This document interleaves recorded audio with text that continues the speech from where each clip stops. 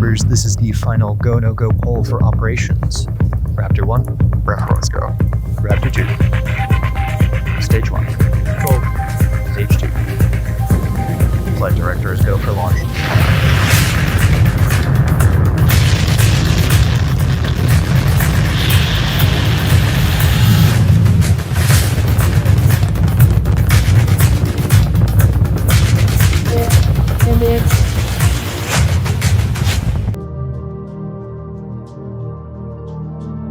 Elon Musk, उनकी पूरी playbook from PayPal to Neuralink सब कुछ इस वीडियो में है। इस वीडियो में मैं एलॉन मस्क की एंटरप्रेन्योर जर्नी की 5 खास स्ट्रैटेजीज डिस्कस करने वाले हूँ। शुरुआत करते हैं फर्स्ट प्रिंसिपल से। हम सब प्रॉब्लम को सॉल्व करने के लिए एनालॉजी पर डिपेंड करते हैं। हम देखते हैं कि दूसरे लोग क्या कर रहे हैं और उनकी ही कॉपी करते हैं, लेकिन मस्क ये नहीं करते। वो फर्स्ट प्रिंसिपल थिंकिंग को फॉलो करते हैं। ये क्या है?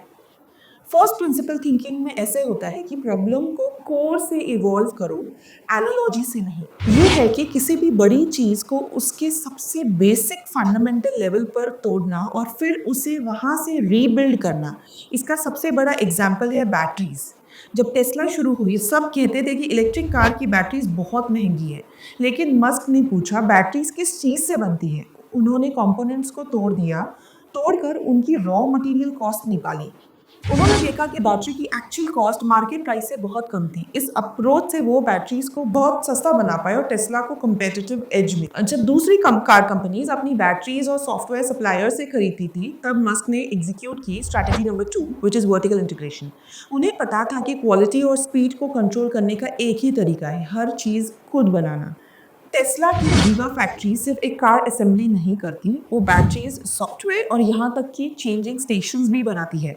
स्पेसएक्स में भी ऐसा ही है। जब दूसरी स्पेस कंपनीज पार्ट खरीदती हैं, तब स्पेसएक्स 85% से ज़्यादा पार्ट्स इन हाउस ही बनाता है।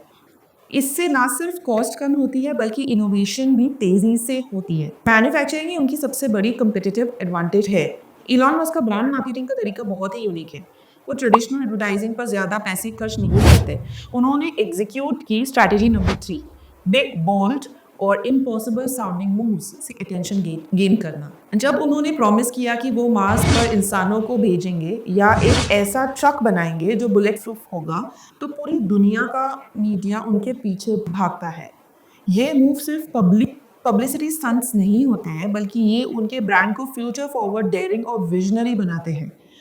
उनकी हर अनाउंसमेंट एक ग्लोबल इवेंट बन जाती है और उन्हें फ्री की मीडिया कवरेज मिलती है, जो $1 बिलियन एड कैंपेन से भी ज़्यादा पावरफुल है।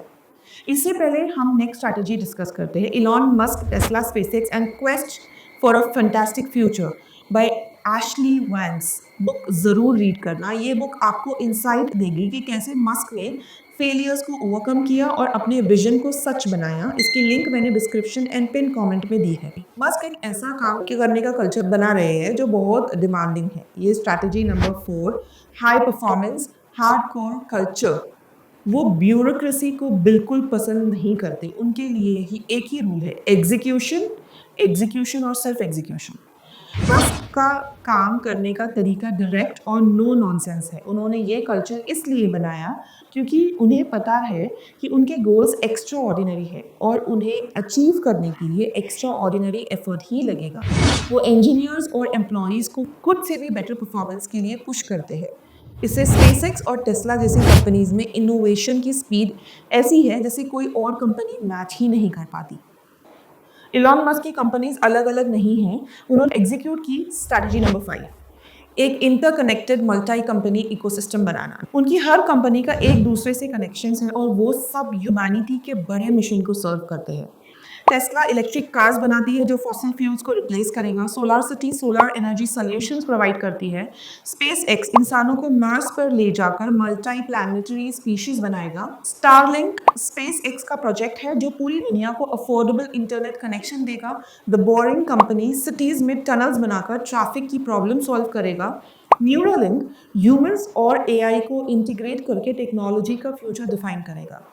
क्यों ये इतना पावरफुल है? हर कंपनी ह्यूमैनिटी के एक बड़े विजन, दैट इज फ्यूचर को सिक्योर करने पर ही काम कर रही है। कंपनीज के रिसोर्सेज और एक्सपर्टीज एक दूसरे के काम आते हैं, जैसे स्पेस एक्स के इंजीनियर्स टेस्ला के मैन्युफैक्चरिंग प्रोसेसेस को भी इम्प्रूव कर सकते हैं। वो हर बड़े सेक्टर में डोमिनेंट प्लेयर बन रहे हैं, जिससे उनकी पावर और इन्फ्लुएंस बढ़ती है। तो आखिर क्या है इलॉन मस्क की स्ट्रैटेजी? प्रॉब्लम के कोर को सॉल्व करो, एनालॉजी को नहीं। फोकसिंग ऑन वर्टिकल इंटीग्रेशन, बड़े और डेयरिंग गोल से ब्रांड बनाओ, हार्डकोर कल्चर से एग्जीक्यूशन फास्ट करो, अपने कंपनीज का ही इंटरकनेक्टेड इकोसिस्टम बनाओ। तो आप मुझे बताइए कि ये सारे प्रिंसिपल्स में से आपका फेवरेट प्रिंसिपल कौन सा है? Let me know in the comments. Take care, signing off for the day, Karishma.